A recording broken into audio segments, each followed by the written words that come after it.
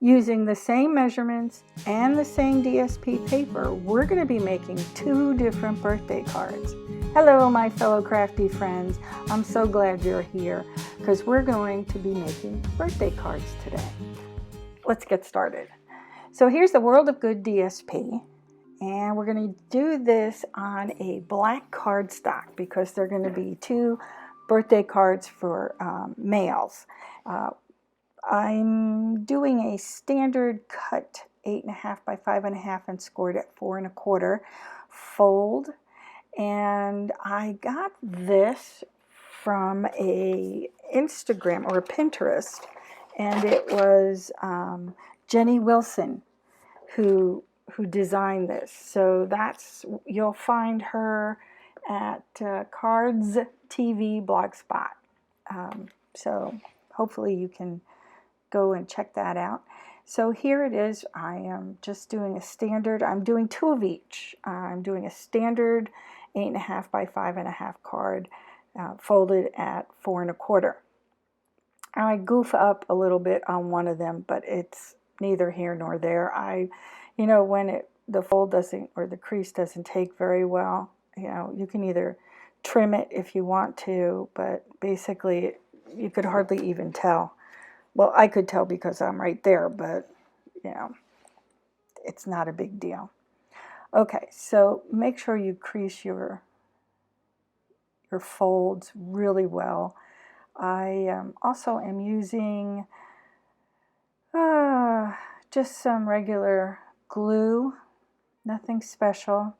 We're just cutting and placing. Very easy.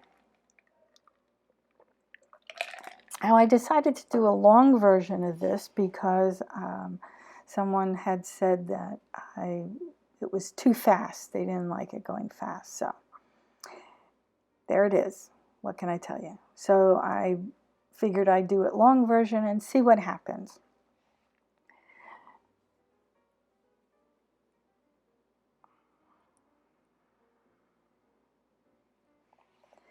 I'm just kind of checking out my measurements here. So this is the mat, one of the larger mats that is going to go on the card. And I cut 2 of each. So this is going to be a 4" by 5 1/4". And I make sure I cut 2, and I put 1 in one card base and 1 in the other card base, so I don't get myself all confused, because there's about 6 different cuts I have to do. So the next one is what she calls a border, and it's 1.5 by 5.5 inches. And I'm going to use one side for one card and see how I like using different sides for different parts of the card. Now, you don't have to do just one card. You could probably use this same design for many different cards, and you just make the placements different. So this is probably going to be the longest part, is cutting this out, because I'm cutting 2 of each of these items.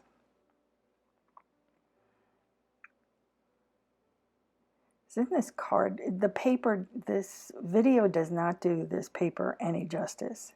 So that's sort of like a goldish, I don't know, it could be copper, but I don't, what do I know? I don't know the difference between gold and copper.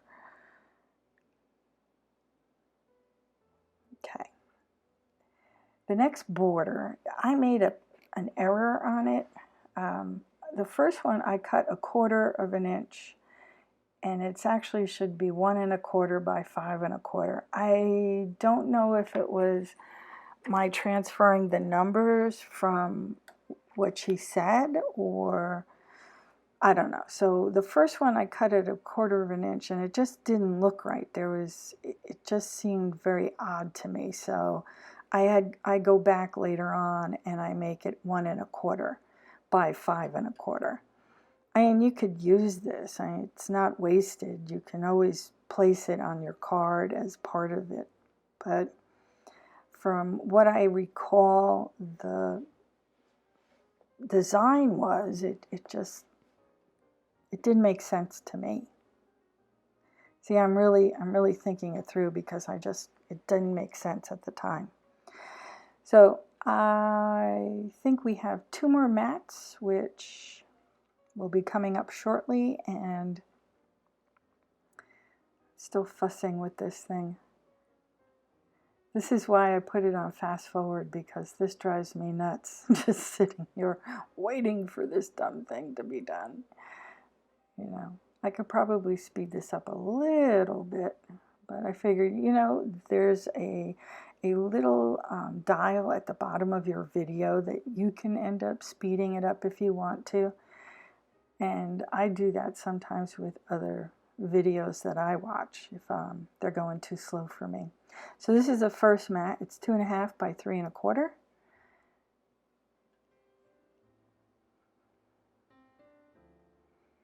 And the next, look at how these maps, I don't know, I have this fascination of maps and stuff. I just find this whole series, this paper is very, very interesting. I don't know how accurate it is, but it's still interesting.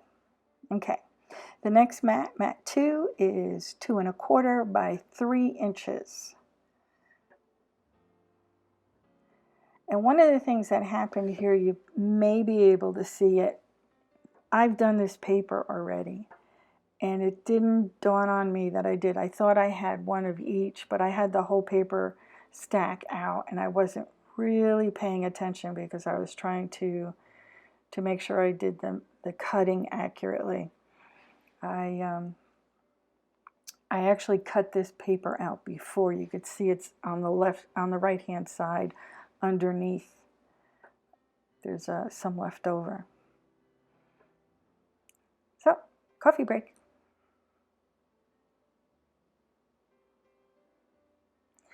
Now we're going to get into it. So all of the cuts are right there. I'm going to open it up and make a decision about how I'm going to place these. Now, the first one is just the background.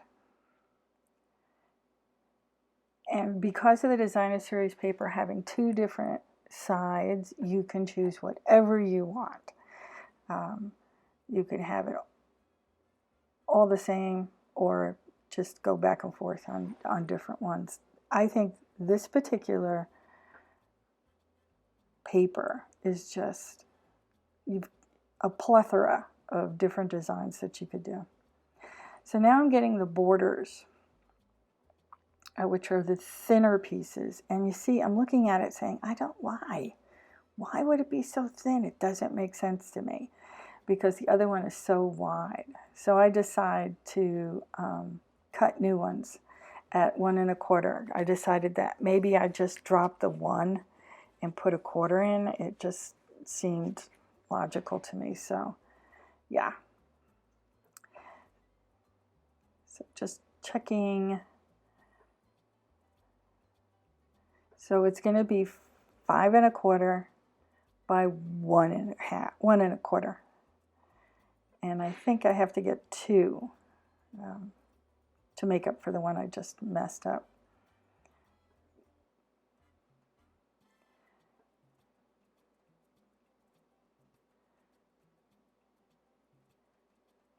I think with this one, maybe I did it 1 inch. I don't think I had enough for 1.25 and decided to just do 1 inch. I don't know.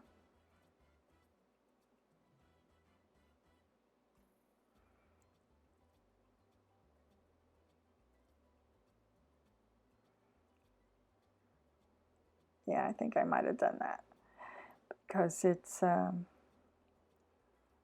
just didn't make sense to me. Okay, so onward we go. And those are the mats, and I just checking to see how I want to do that. Which way do I want it to be? How do I want it to stand? So once you have your cuts, you can just play around with it, and that's pretty much what I'm doing here. I'm just looking to see what way. Now look at this. See, it's just a tad long, and I don't know what happened. I thought I measured it correctly. But see, that's why I just pre-fitting everything is really a good idea. Somehow I made that, because the base is 5.5 and the border should have been 5.5, and I don't know, I messed it up somehow. See? And I'm thinking about whether or not I'm going to keep it like that, and I'm not sure I like it. I think I do cut it down. Yeah, see? It just doesn't, everything else seemed to be lining up, but that one particular border did not come out right. So this is what happens. You just don't rush to put everything down right away. Fill it out first, see how it works for you. Test it. See, look at that. Isn't that pretty paper? Just like that. You can put a sentiment on that, stamp something, and you're gone. You're done. See, I like it like that better.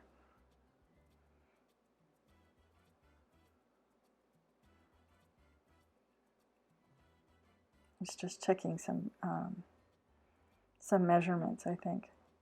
I don't know what goes on. I may have filmed this yesterday, but I still don't remember what was happening at the time. So it's taking a little longer. Oh, maybe I'm just trying to figure out what I want to do. There's all these different designs here, so, you know, making them look aesthetically pleasing to oneself, it takes a while to just manipulate that. I think making cards is kind of fun, especially when you're making them for someone, and I have 2 August birthdays that I am making these, and particularly they're for some male relatives, and so I thought this particular design, this paper is really, I think it would be nice. I don't think guys spend too much time. Some of them may appreciate it, I don't know, but I think just taking the time to do it with the intention. So intention into your designs, what you're making, what you're doing. So there's a big difference between going and having a doodle or just drawing and just doing some mindless thing is one thing, but it's completely different when you're making something for somebody. I believe intention comes into play. That yes, I know that side is prettier. I do, but I wanted to save that for the other one, because this one is going to my cousin and the other one is going to my son. And I wanted this to look particularly different. So the intention you put into a gift, a card, a note, that comes with as you're doing it. So if you're buying something and you're resenting it as you purchase it or as you make it and you're resentful, I believe that goes into your intention, and it goes through to the recipient. I truly believe this, that your intention of what you're doing, when you're giving somebody positive things and you're putting your positive thoughts into it, that makes the intention a little better. So just a little thought. Now, I believe that Jenny Wilson, the designer of this particular layout, she made it where you would put the sentiment at the bottom. And I believe I test out whether or not I want to put something on the bottom there. I don't think I went through with that. I'm not sure. I can't remember now. But putting it on the bottom just made it, yeah, see, now I'm going to line up the happy birthday. The happy birthday is actually something that came from the celebration. It's a stamp set 152308. I don't think it's available, but any happy birthday, any sentiment that you want to put works. I have particular sentiments. I have a very limited amount, so that's the one I got from the celebration. So now I'm just making a I'm using the cardstock is Very Vanilla, and that's 101,650. I'm using that to do my sentiment, and I'm just setting it up so that I can, well, pretty much. See, I looked at it and it just sort of leaves a lot of blank up there, don't you think? I don't know. I'm making sure that my stamp is very well inked, and I used brown memento. There is Stampin' Up! Just sells the black memento, but I happen to have the brown one. And I'm going to press down pretty firmly, holding it in place so that the ink absorbs. See, the brown makes it very, very light. And, you know, that depends on what you want. I'm sure we can get away with using black because I have the black base cardstock, and I don't think it would be too much. I just decided that I wanted to do it with the brown because there is more browns in the maps, and I thought that would go well. You make your decision. Let me know in the comments whether you think I should have done it with black or the brown. Okay, so now we're going to adjust the size of the happy birthday sentiment.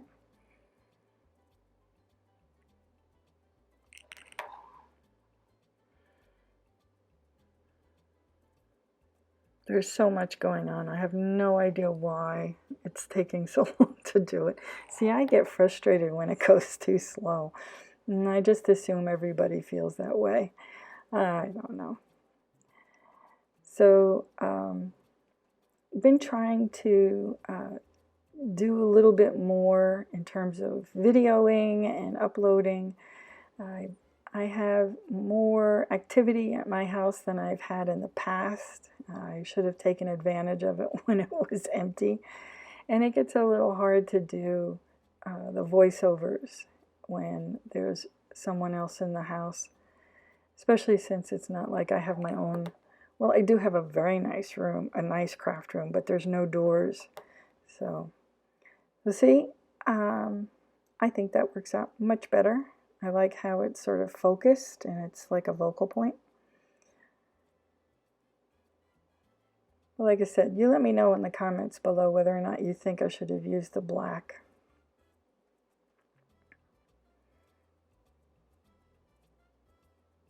I probably should have die cut the happy birthday out, but I don't have a die cutter to do that. Okay, so this is Whisper White. I'll give you the number for Whisper White is 100730. And that cardstock is going to go inside. I know it seems a little bright, but when you open the card and you put that in it, you have a nice space to write some, you know, something nice. And you could even stamp something in there. I think I stamp happy birthday inside as well. Just nice. When you have the black cardstock, you should either use a lighter cardstock to write on, or like a gel pen, a white gel pen that will show up on the black cardstock. Now, not all gel pens are equal, so, you know, test them out before you purchase one. I just think it gives me a nice little space to say something inside, to, well, wishes for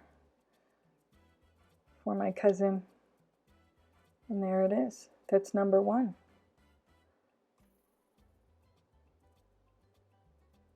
And just creasing it. Make sure everything gets down nice. I thought that came out pretty good. All right. On to the next one. Now these are all the same cuts. Okay.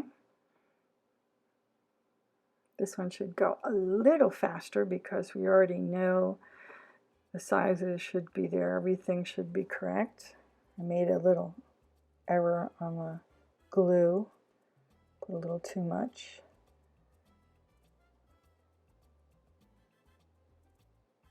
And there it squeezes out. It's very easy, just pull it off. Now when you do that, be careful going back over your piece, because your hands will just naturally, the glue will come off dirty, so be careful. All right, let's get going now. So here is our background. Now I really like the mapping stuff, and this is really clear. Remember, we use that side as the front of the other card. I think at the end, when you see them side by side, they look similar but very different. And then just pressing it down to make sure all the sides are attached. Now, this one, I really love that.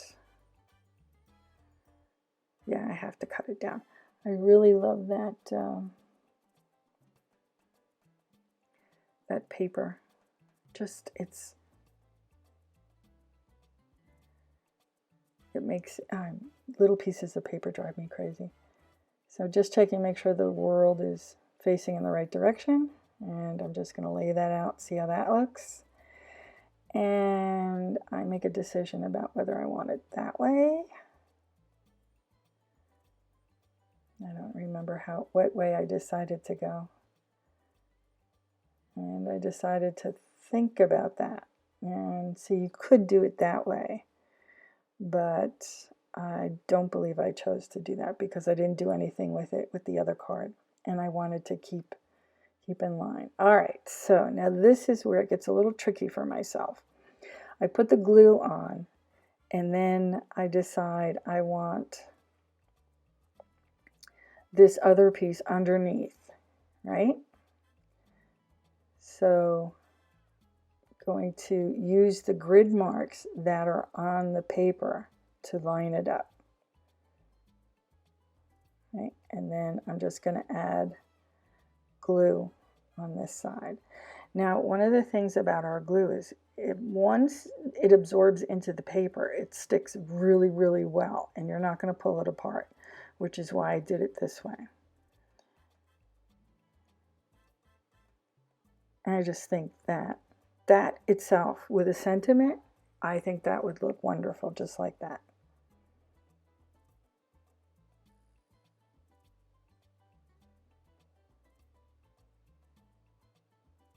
Okay, moving on to the mats and deciding which way do I want these mats to go.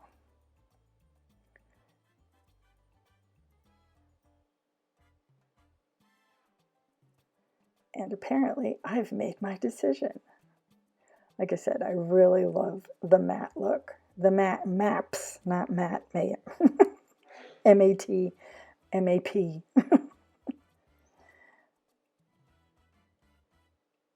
And done. Done and done. All right. I just think that looks wonderful. This would be a great card for somebody who's going on a trip. Don't you think? I think so.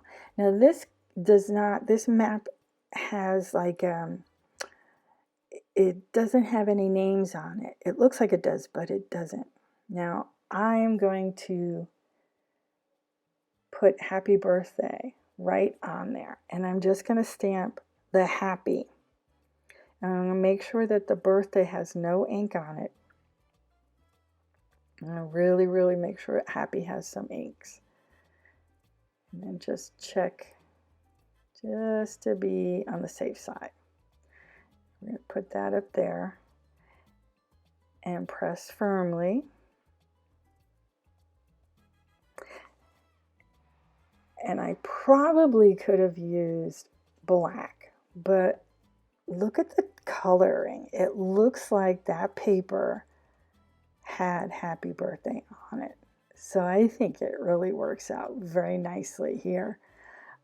Again, if you don't think so, let me know if you think stamping happy birthday on that paper in brown was a good idea. And then just birthday. If you're really careful with where your inks are, you can do this. And look, I think that is great. It really, really is great. It's not in your face, I understand, but I just think it melds right into there. Now, just in case somebody has pretty bad eyesight, I'm going to put happy birthday on the inside of the cards. I think that's going to work out nice. There we go. So as we were finishing up this, I wanted to just tell you that if you watch videos, no matter whose video it is, you're going to see more videos from that person and videos similar to that. If in fact that you like that person's videos and you want to help them get out there to more people, press the like button and comment. Subscribing helps too, but I don't know how much, because I see videos from people I just watch. Alrighty, I love this. I thought it turned out really nice, very different. And we're going to do the inside of this one just to be equal time for both. So I have another video coming up. I got my supplies from Jane Davenport. I hope that you would like to see what I got. I got a new book from her, new pen I'm going to try out, and that'll be coming up in 2 videos. So I hope I get to see you there and I hear from you. All right. I'm going to leave it so that you can enjoy the montage. I hope you're happy and you're crafting and you're sending good intentions to everyone. Take care, everybody, and big hugs to you. And yours, of course.